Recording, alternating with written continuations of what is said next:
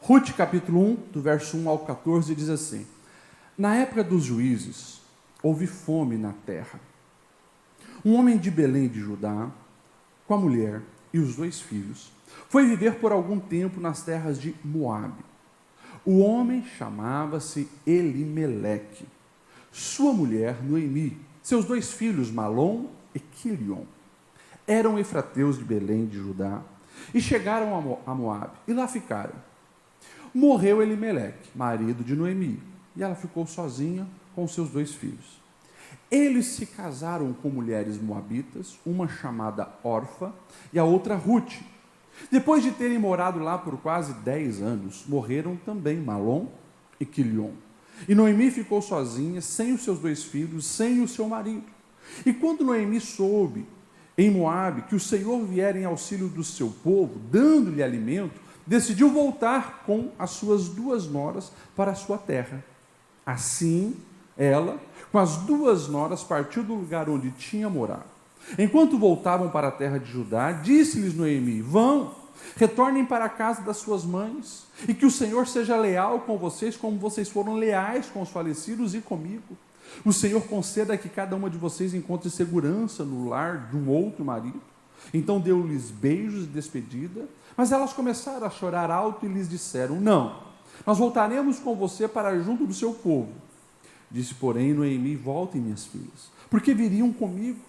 Poderia eu ainda ter filhos que viessem a ser seus maridos? Voltem, minhas filhas, vão. Eu estou velha demais para ter um outro marido, e mesmo que eu pensasse que ainda há esperança para mim, ainda que eu me casasse esta noite e depois desse à luz filhos, iriam vocês esperar até que eles crescessem?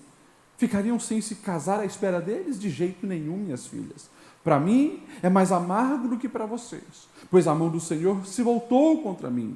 Então, elas começaram a chorar alto de novo, e depois Orfa deu um beijo e se despediu da sua sogra, mas a Rute ficou com ela. Amém? Até aqui.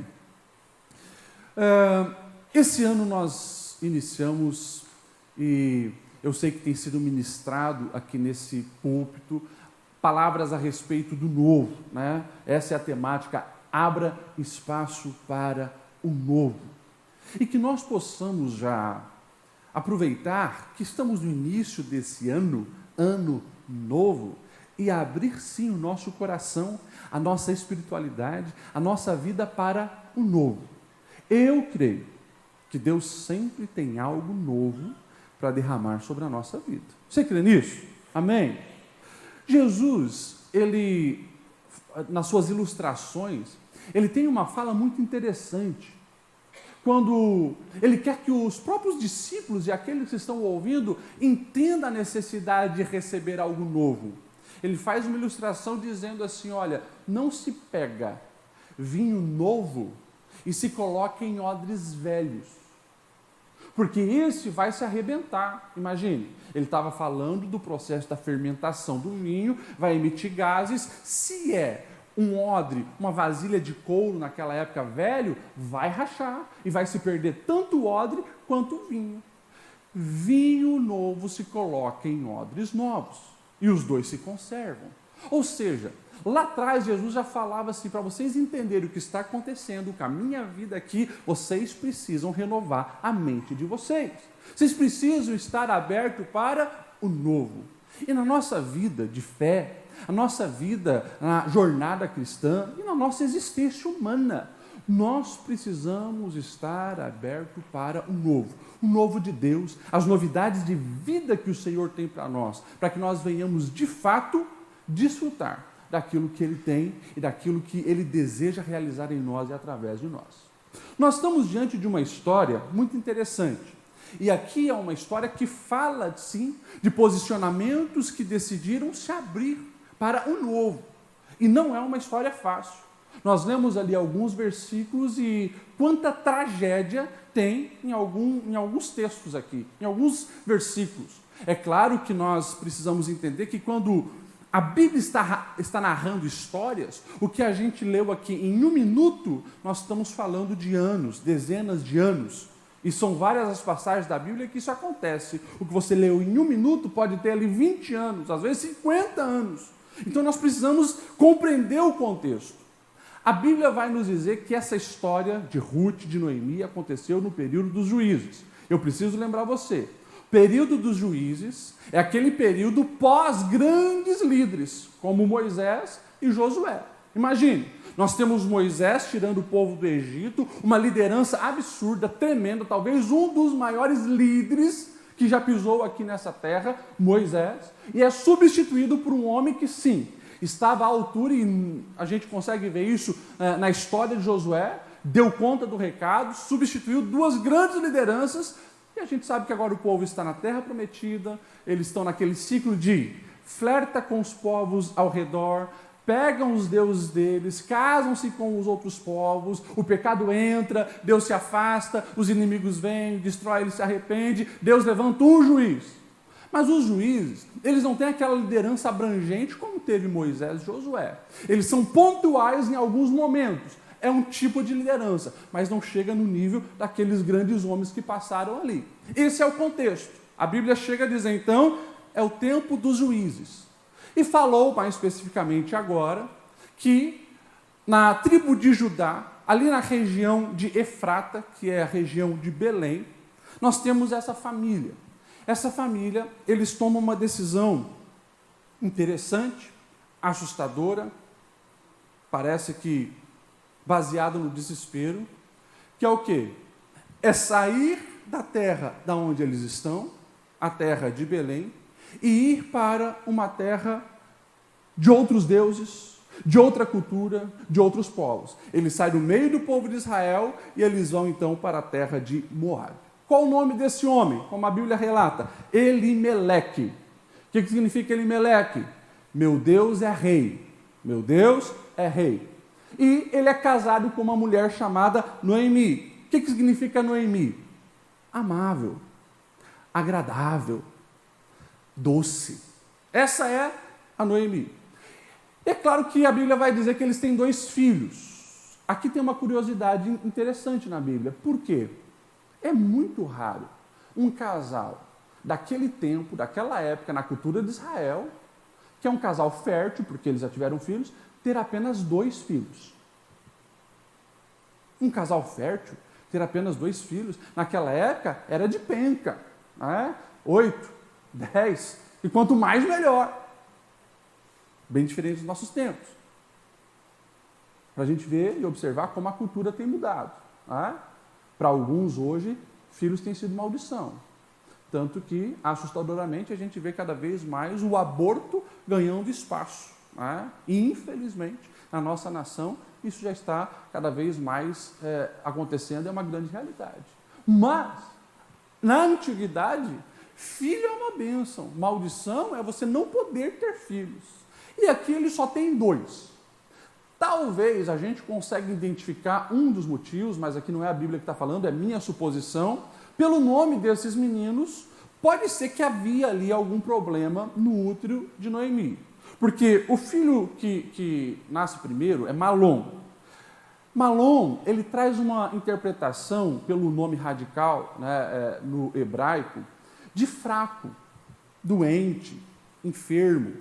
E a gente sabe que naquela cultura o nome está relacionado ao que a pessoa era, ou como nasceu, ou o que os pais esperavam dela, fraco, doente. Quilion também traz essa conotação de definhar, como assim algo que vai mirrando e algo meio triste assim.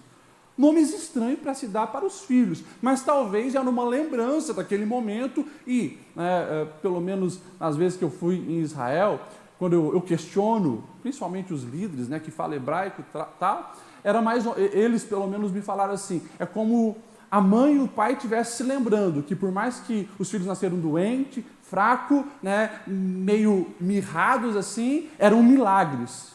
Daí a gente começa a supor e entender por que ficou então só nesses 2. Mas enfim, os meninos cresceram, pelo que a gente vê, não tiveram problemas de saúde e quando chega num período de extrema fome na terra de Efrata, na terra de Belém, eles tomam essa decisão, eles vão para Moabe, por que eu falei que era uma decisão estranha? Porque o tempo todo nós vamos ver Deus orientando Moisés e orientando Josué de uma maneira bem explícita, dizendo, olha, orientem o povo, ensine o povo que eles não devem se misturar com os povos ao redor, os cananeus, né? Aqueles onde vocês estarão ali habitando, as esposas de vocês não devem se casar com os homens deles, as mulheres deles não devem casar com os homens de vocês e assim por diante. Deus vai dando essas direções. E por mais que os moabitas não aparecem naquela lista que Deus explicitamente proíbe que o povo de Israel deveria se casar, a gente sabe que os moabitas, eles não são um povo que serve a Deus, são politeístas, eles têm também uma divindade muito forte, que é o Deus Camus. Eles vêm debaixo de uma maldição.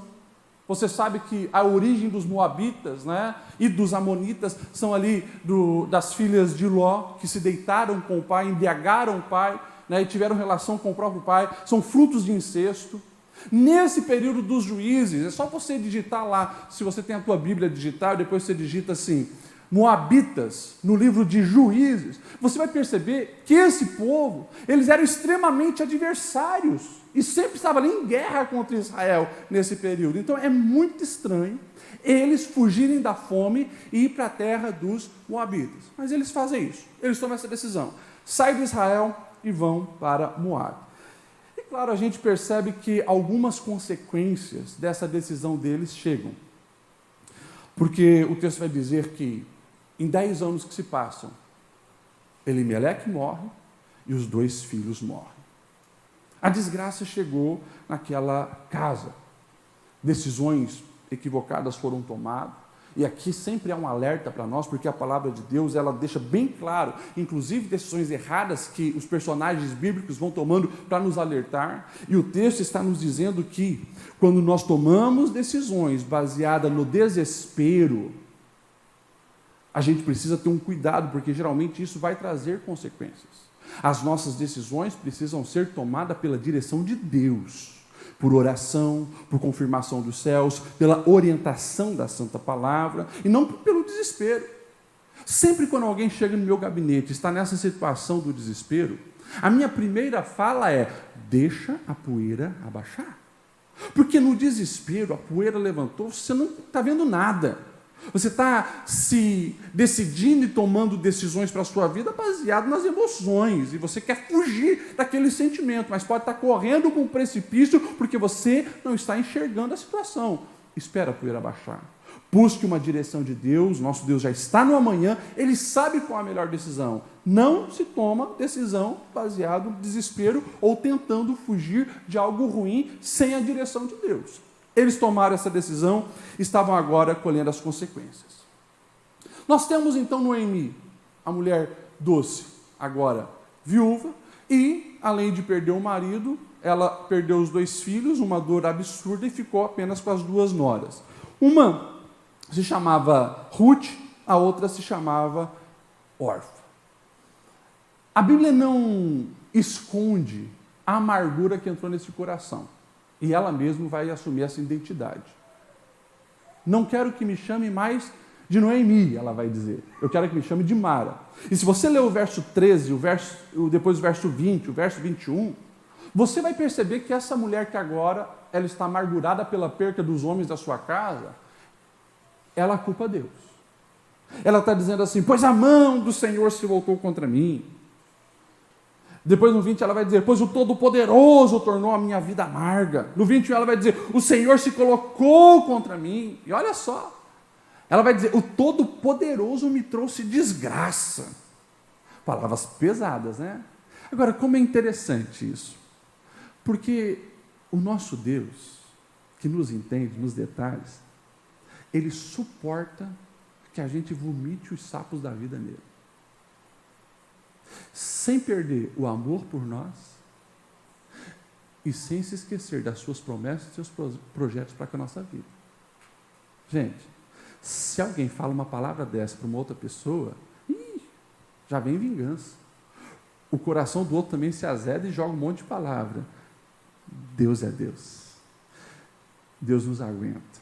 Porque a gente é ruinzinho também, mas Deus nos aguenta. Você pode falar isso para quem está do seu lado? Fala assim, você é ruinzinho. De vez em quando ninguém te suporta, mas Deus te aguenta, viu? Deus te suporta. Às vezes nos casamentos eu falo isso, os noivos ficam regalados, né? Mas é verdade. Nos casamentos eu olho para o noivo e digo, olha, vai ter dia que essa mulher toda bonita que você está vendo aqui, não vai estar assim não. O comportamento dela vai ser tão assustador que você vai se questionar, quem é essa que você se casou? Falo para ela, vai ter dia que o teu marido não merece ser amado por você. Não é? É verdade. Mas é por isso que casamento não é contrato, casamento é aliança. Aliança é o que Deus tem conosco. Até nos dias que a gente está azedo, você assumiu uma aliança comigo. É uma aliança incondicional, me aguenta aí. E Deus é aquele que nos aguenta. Mas nós precisamos, de fato, olhar para o comportamento humano, porque isso aqui se repete muito, né? Nas decepções da vida, a gente tende a agir dessa forma. A gente tende a procurar um culpado, que nesse caso ela culpou Deus. Ela tende a se fechar para o novo e aceitar a derrota. Presta atenção nisso. Porque quando a vida dói, a adversidade chega, a dor assola o nosso coração. Cuidado, para você não se fechar para o novo e aceitar a derrota. E geralmente se busca o quê? O isolamento. Porque daí ela viu, eu vou voltar para Belém. E as noras falaram, nós vamos junto. Ela vira para as duas e diz, não, me deixa. Eu vou sozinho, vocês ficam aqui. É a procura pelo isolamento.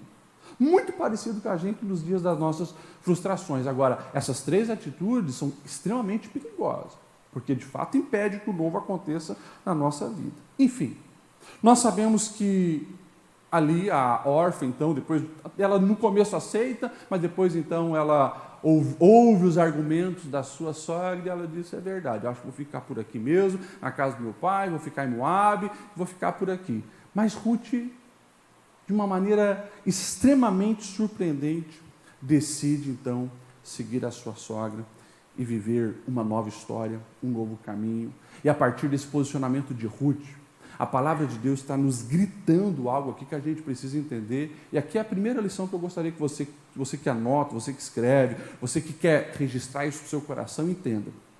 O Deus que permitiu que uma adversidade chegasse até nós é o mesmo Deus que nos capacita a recomeçar. O Deus que permitiu, muitas vezes pelas nossas escolhas, que uma adversidade chegasse até nós. Ele é o mesmo Deus que vai encontrar meios e vai dar caminhos para que nós venhamos viver um recomeço. É por isso que em Deus sempre tem uma esperança. Em Deus sempre tem uma esperança. Até mesmo para um caso drástico como esse. Porque eu não estou falando de uma viúva de 2023, meus irmãos. Eu estou falando de viuvez de milhares de anos atrás. Mais de 3.000 anos atrás. Aonde mulher não tinha voz e vez na sociedade. Elas eram agora pobres, elas não tinham um homem para defender, elas não tinham como tomar um posicionamento na vida e dizer, não, eu vou empreender, eu vou construir a minha empresa, ou eu vou deixar o meu currículo. Não existe isso, naquele mundo não existe isso. Ainda mais num caso como esse, puxa vida, em 10 anos os 3 homens da família morrem. A interpretação coletiva provavelmente era, tem maldição sobre essas mulheres. Não tem outra explicação. E esse é o contexto delas. Só que sabe o que é lindo? E aqui eu fico encantado com a beleza dos detalhes, de como Deus fez chegar as histórias até nós. Porque dá uma olhada no verso 6. Olha só o verso 6, o que ele vai dizer. Quando Noemi soube em Moabe que o Senhor vier em auxílio do seu povo, opa! Essa mulher, da boca para fora, com o coração amargo, procurando um culpado, ela está dizendo assim, Deus me odeia, Deus se voltou contra mim, Deus tornou a minha vida amarga. Só que o texto está dizendo assim, quando ela ouve que Deus, aquele que aparentemente ela quer distância, mas que Deus começou a se mover lá em Belém, opa, ela diz, eu já sei para onde eu devo ir. Por mais que aparentemente ela está bloqueada para o novo, ela sabe que quando ela fugiu de lá, ela tomou uma decisão baseada no desespero, mas agora ela toma uma decisão certa, baseada em quê? Em Deus. Ela quer a presença de Deus. Por mais que a vida está amarga, o coração dela está indignado, ela não está entendendo nada. Ela sabe para onde deve correr, ela precisa correr para Deus. E que lição preciosa para nós. Porque muitas vezes a gente está assim. Muitas vezes a vida se torna difícil e amarga para a gente. Para onde você está correndo? Erro grande é quando a vida dói e a gente quer fugir de Deus. Não vou mais na igreja, não vou mais ler a Bíblia, não vou mais orar. Não. Corre para Deus, porque lá é onde a restauração vai acontecer. E geralmente, Deus vai permitir que uma notícia chegue até você. Ela estava indo embora, mas a notícia chegou. Deus está fazendo alguma coisa lá. Opa, eu vou me mover, eu vou para lá. E Deus vai cumprir, então, os seus propósitos dessa maneira. E ela tomou essa decisão baseada, então, no que Deus estava fazendo. E daí, a Ruth, então, decide ir com ela. E o posicionamento da Ruth, como eu falei anteriormente, é maravilhoso. Porque essa mulher faz uma das declarações mais lindas, é tão linda que até nos casamentos hoje a gente usa. Né? O texto diz assim, lá no verso 16 e 17 do capítulo 1. Ruth, porém, respondeu, quando a Noemi disse, não tem como ter mais filho, fica aí e tal. Não insista comigo, disse Ruth. Não insista para que eu te deixe, porque eu quero te acompanhar. Aonde fores, irei. Onde ficares, ficarei. O teu povo será o meu povo, o teu Deus será o meu Deus. Onde morreres, morrerei, e ali eu serei sepultada. Que o Senhor me castigue com todo o rigor, se outra coisa, senão a morte, me separar de ti. Uau! Que decisão! Que posicionamento! Que coisa linda isso aqui! Agora, nós precisamos entender que a Ruth não estava apenas escolhendo a sua sogra. Porque nas palavras dela, presta atenção aos detalhes da palavra. Ela está dizendo assim, aonde fores irei. Para onde Noemi estava indo? Ela estava indo para Israel, a terra do Deus de Israel. Ou seja, a gente sabe que Deus havia dito, aqui nesse território é de vocês, eu estou dando para vocês, eu não quero idolatria aqui. Quando Ruth está dizendo, eu quero estar onde você vai estar, lá naquela terra mesmo, de Belém, ela está dizendo, eu sei que eu não vou poder estar levando Deus daqui. Eu quero lá. E daí ela vai afirmar, bem categoricamente, o teu povo será o meu povo. Aquele era o povo de Deus. Aquele era o povo do Eterno. E para não ficar dúvida, ela deixa bem explícito, o teu Deus é o meu Deus. Ou seja, ela está abrindo mão de toda idolatria, de todo costume pecaminoso do povo dela, e ela está tomando a decisão, eu quero pertencer a esse povo, eu estou aberto para o novo. Eu quero o novo de Deus. Por mais que a vida também tenha sido doída para mim, eu quero viver uma novidade de vida.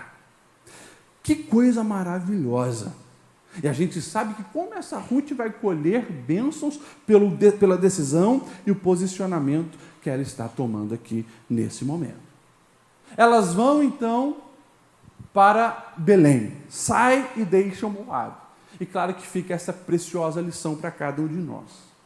A lição é impossível viver o novo se a gente não deixar o velho. Você já ouviu isso aqui? Talvez por 3 semanas seguidas eu estou reafirmando. Não se vive o novo sem deixar o velho. Não se vive promessa que Deus tem para realizar lá em Israel se você não deixar Moabe. E olha só, o verso que nós lemos, no verso 16, verso 17. Ruth respondeu, não insista comigo que eu te deixe, eu vou te acompanhar aonde fores irei. Interessante. Quando elas chegam lá, a Noemi, né, está com aquela amargura ainda no coração, não me chame Noemi, me chame Mara, porque Deus tornou a minha vida amarga. Mas a Ruth não. A Ruth, ela percebe que a sua sogra não está bem ainda. A sua sogra ainda está amargurada, por mais que correu para Deus e está lá agora no meio do povo de Deus, ainda está amargurada. E a Ruth, que já tinha tomado posicionamento para se abrir para o novo, numa nova terra, agora ela também não se conforma com a situação que elas estão vivendo. Ela não quer ver a sogra padecendo, morrendo de fome, 2 viúvas ali não vão ficar agora trancafiadas no ambiente e morrer de fome. Ela toma um posicionamento. Capítulo 2, verso 2 diz assim: Rute, a moabita, disse a Noemi: eu vou recolher espigas no campo daquele que me permitir. E lá no verso 3 diz assim: e ela foi e começou a recolher espigas atrás dos ceifeiros. Casualmente, entrou justo na parte da plantação que pertencia a Boaz, que era do clã de Elimeleque. Olha só, um posicionamento de Rute. Eu quero uma novidade de vida. Se eu ficar aqui contigo, nós vamos morrer de fome. Eu preciso fazer alguma coisa. Ela usa a fé que ela tem, a energia que ela tem, a visão do novo que ela tem, e ela se move. Ela sabe que nas plantações, quando os ceifeiros vão colhendo, vai caindo. E ela provavelmente sabia, porque conviveu alguns anos com essa família, do mandamento do Senhor. É da respigagem que fala, né? A lei da respigagem. Aquilo que cair, os ceifeiros não devem voltar, porque vai servir para as viúvas, para os órfãos vir recolher. Ela sabe que tem essa oportunidade. Opa, eu vou recolher sobras das plantações. E ela vai. Quando ela toma esse posicionamento, Deus já está movendo. Ela não faz ideia no campo que ela chegou. Mas ela chegou no campo de um homem bom. Boaz. Um homem que ele tem noção o que é um estrangeiro no meio de Israel. Como que ele tem noção? Você se lembra de quem Boaz é filho? Alguém se lembra? Pode falar. Ele é filho de Raabe, a prostituta de Jericó. Ele é da descendência dela. Então ele sabe o que é ser um estrangeiro no meio daquela terra. E agora, deixa eu fazer entre aspas, para deixar bem claro para você, por coincidência, ela está na terra dele. E se não bastasse ainda, olha que interessante o verso 14 do capítulo 2. Naquele exato momento, que momento? Ela está lá, trabalhando e recolhendo os restos que sobraram. Naquele exato momento, Boaz chegou de Belém e saudou os ceifeiros. Olha só. No exato momento, Deus está trabalhando, porque uma mulher se posicionou dizendo: eu não vou morrer de amargura, eu não vou morrer por ter padecido uma tragédia na minha vida, na vida da minha família, na vida da minha sogra. Eu vou me mover, eu vou fazer alguma coisa. Ela tomou a decisão e o Senhor já está ali arquitetando algo grandioso para ela que ela não fazia nem ideia, mas Deus já estava trabalhando. Entenda isso. Para se viver o novo, tem que deixar o velho. A velha atitude, a velha maneira de pensar, velhos hábitos que prejudicam, muitas vezes velhas amizades que não te agregam em nada, tem que abandonar. E o tempo inteiro a Bíblia está mostrando isso para nós. Abraão, quer viver o novo? Você está tanto tempo aí tentando ter um filho, não tem. Quer ver uma promessa? Quer ser pai de multidões? Sai da tua terra, sai da tua parentela, vai para um lugar que eu vou te mostrar. Ele toma essa decisão e vai. O tempo inteiro Deus está mostrando isso. O povo que é escravo no Egito, vocês querem viver um novo tempo? Querem ver uma nova promessa? Sai de onde vocês estão. Eu vou conduzir vocês pelo deserto e vou levar vocês para a terra prometida, mas tem que buscar essa nova vida. Neemias, tem algo grandioso para você fazer, mas sai de onde você está. Você é copeiro, está no palácio, mas tem algo grandioso. É desafiador, mas vai. Então, o tempo inteiro a Bíblia está nos mostrando que, para que nós venhamos viver o novo, é preciso deixar o velho. Início de ano é excelente para isso. Olha para a sua vida. Olha para o velho, quem sabe, da sua vida. Tantas coisas que você, ao longo dos anos, vem repetindo e não desfruta o novo. Sendo que na internet, né, você abre as páginas dos coaches e eles estão dizendo, né, é loucura você querer algo novo repetindo as mesmas coisas que você sempre fez. A gente sabe disso, a Bíblia está dizendo disso, mas nós precisamos ter a sensibilidade para avaliar a nossa vida. Nós precisamos mudar comportamento, precisamos buscar a maneira que buscamos ao Senhor, nós precisamos mudar como nós somos dentro de casa, como nós somos como pessoa, como nós somos na nossa empresa, porque se eu desejo viver algo novo, algo grandioso, eu preciso ter um posicionamento de estar aberto para isso e, claro, é todos os dias, nos detalhes da minha vida, escolher o novo. Por isso que eu falei, olha as amizades, olha as influências, olha o teu comportamento no mundo virtual.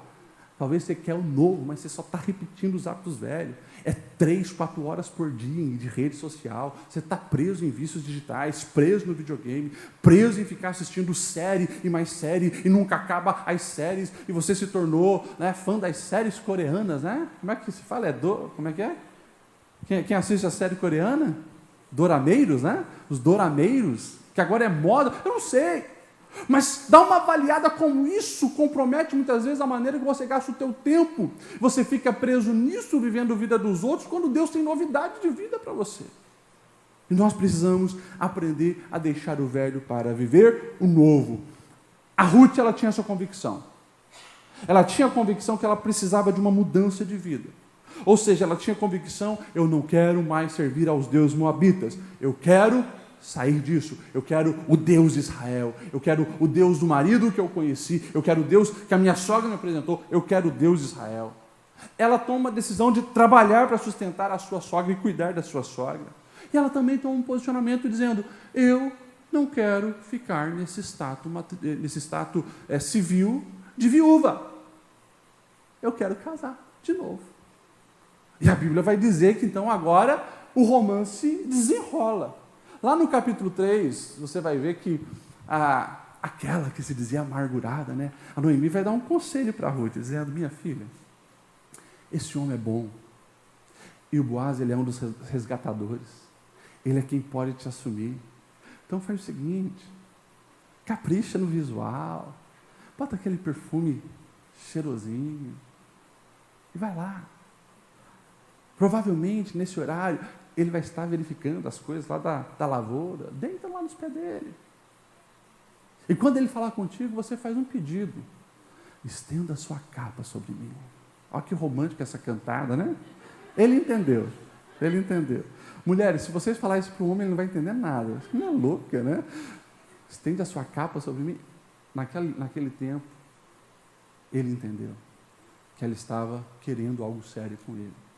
E, de fato, ele foi atrás. Tinha um outro que era, digamos assim, aquele que tinha a primazia, um parente para resgatar ela, mas ele não quis, porque ele queria o terreno, mas não queria a viúva.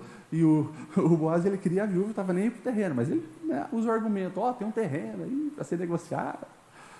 E a gente sabe que as coisas vão acontecendo, mas tem um posicionamento da Ruth dizendo de uma maneira bem clara, eu quero mudar de status civil, eu não quero morrer como viúva, eu creio que há algo ainda para mim. E ela aceita isso. E a Bíblia está aqui nos dando uma grande lição, que é mais uma lição que você precisa marcar, a terceira lição que eu estou dando para você. Se você não sabe quem você quer ser, você se tornará alguém que nunca quis ser. Eu vou repetir isso. Se você não sabe quem você quer ser, você acabará se tornando alguém que você não quer ser. É por isso que eu tenho que ter bem definido quem eu quero ser. Eu preciso estar aberto para as mudanças que Deus tem para a minha vida, baseado naquilo que Ele já colocou como alvo para a minha vida. Eu quero ser um homem de Deus, eu quero ser marido de uma só mulher, eu quero ser pai de filhos abençoados, eu quero ser um pastor por excelência, eu quero ser um escritor, eu quero ser um palestrante. Eu sei para a minha vida o que eu quero ser. Você, o que você quer ser? Estabeleça isso. Saiba quem você quer ser, porque, escute bem, se você não buscar em Deus e não tomar um posicionamento diante da construção da sua identidade, o mundo, o tempo inteiro, vai estar definindo quem você é. E por isso, lá no fim, você acaba se tornando quem você nem queria ser. Porque você permitiu que o mundo te moldasse, e não que aquilo que Deus te projetou e colocou dentro de você, você buscou. Então nós precisamos entender essa verdade.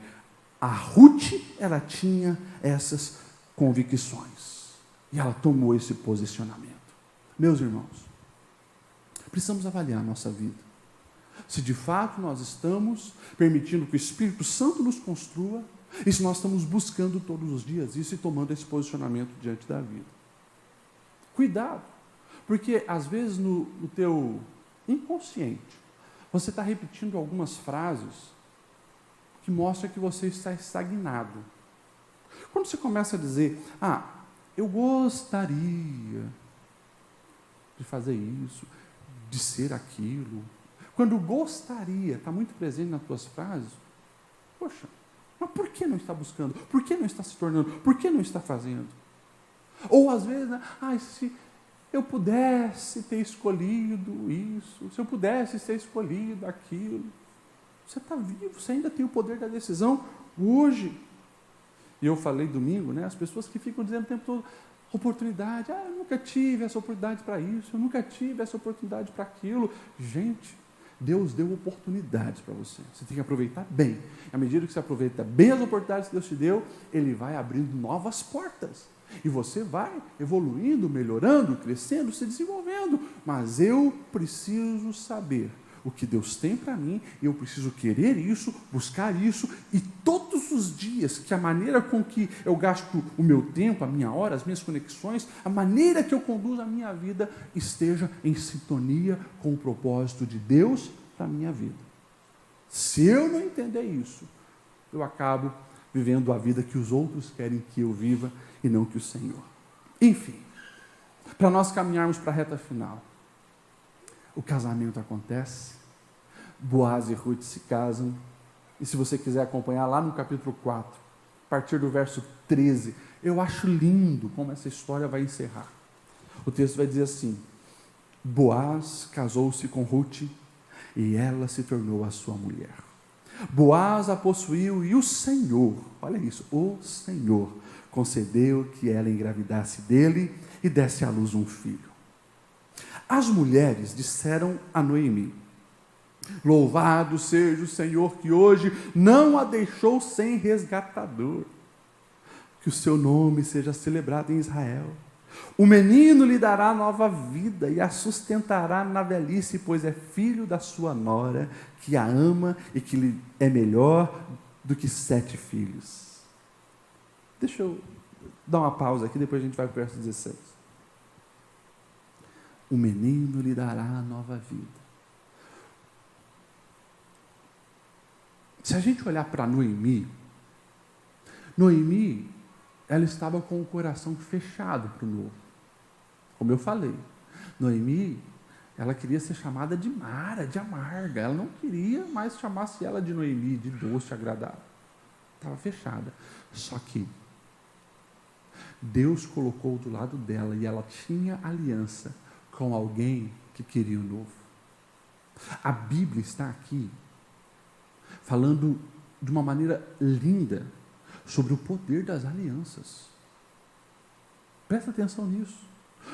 Porque pode ser que às vezes a vida bate na gente de uma maneira que você perca as esperanças, mas se você tem aliança com alguém que está em sintonia com Deus, aberto para o novo, essa pessoa vai te influenciar e vai te tirar dessa situação caótica.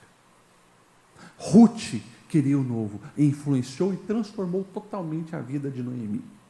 Verso 16 do capítulo 4. Noemi pôs o menino no colo e passou a cuidar dele. As mulheres da vizinhança celebraram o seu nome e disseram: Noemi tem um filho, e lhe deram o nome de Obed, que foi o pai de Jessé, que foi pai de Davi. Que coisa maravilhosa! Deus agiu de uma maneira extraordinária, e agora a Moabita entrou na genealogia do maior rei de Israel, que entrou na genealogia de Jesus. E se você pegar lá a descrição de Mateus e de Lucas, você vai ver o nome de algumas mulheres. E lá está quem? Lá está a ex-prostituta Raabe, e lá está a Moabita Ruth. Deus escrevendo a história, a promessa do Messias por linhas que a gente jamais imaginaria, mas porque alguém decidiu estar aberto para um novo. Quando eu olho para essa história, meus irmãos, meu coração se enche de alegria, porque a gente vê a coragem dessa mulher chamada Ruth, ou mulher corajosa. Ela teve coragem para lutar pelo futuro dela. Ela não permitiu que o passado definisse a história e o futuro dela. Ela tomou um posicionamento: eu vou lutar. Eu tenho certeza, quando ela toma essa decisão, eu vou sair no meio da minha parentela, eu vou abrir mão dos meus deuses, eu vou abrir mão da minha terra, eu vou contigo, porque eu quero o teu Deus, eu quero o seu povo. Eu tenho certeza, quando ela toma essa decisão de coragem, ela nunca imaginaria, nunca, que ela seria uma mulher da genealogia do Messias, aquele que dividiria a história, aquele que é o ápice da história da humanidade. Nunca ela imaginaria. E presta atenção no que eu vou te falar aqui, agora. Nós não sabemos como é o amanhã. Eu e você não sabemos. Às vezes, o Senhor pode revelar para um, para outro, alguns detalhes do futuro, mas isso é raro acontecer. Agora, o que eu sei é o seguinte: quando eu tenho um posicionamento de coragem, estou em sintonia com a vontade de Deus para a minha vida, as escolhas que eu tomo hoje vão trazer para mim alegrias no amanhã que eu não fazia ideia. É por isso que eu preciso estar atento nas decisões que eu estou tomando hoje. Se estão em sintonia com Deus, porque se estão em sintonia com Deus, eu sei que lá na frente vai dar certo.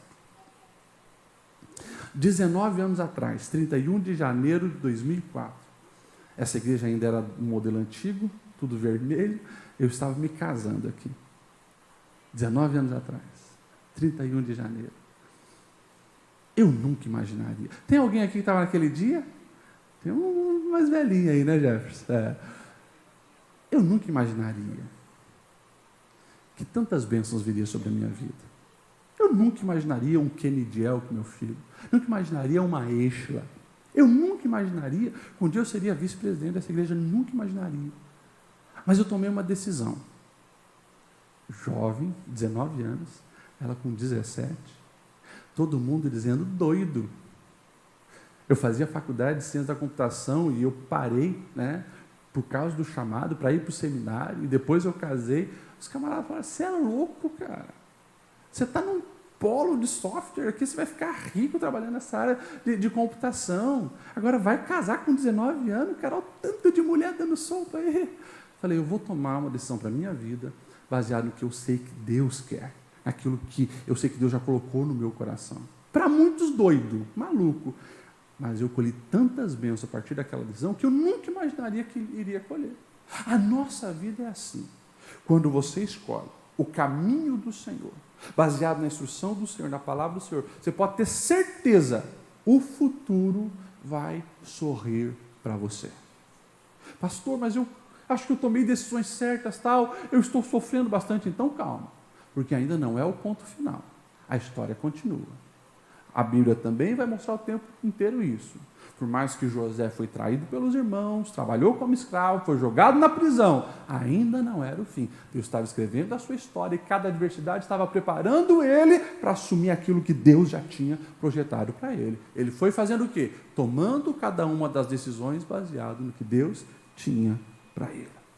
Então que nós possamos ter essa coragem de tomar decisão, por mais que pareça assustador, incoerente, maluquice, toma a decisão baseada no que Deus te diz. Eu pergunto para você, aonde está a órfã? Quantas vezes aparece órfã na Bíblia? Nunca mais. Apareceu 2 vezes aqui no livro de Ruth, não apareceu nunca mais. Não sei quem que é essa mulher mais.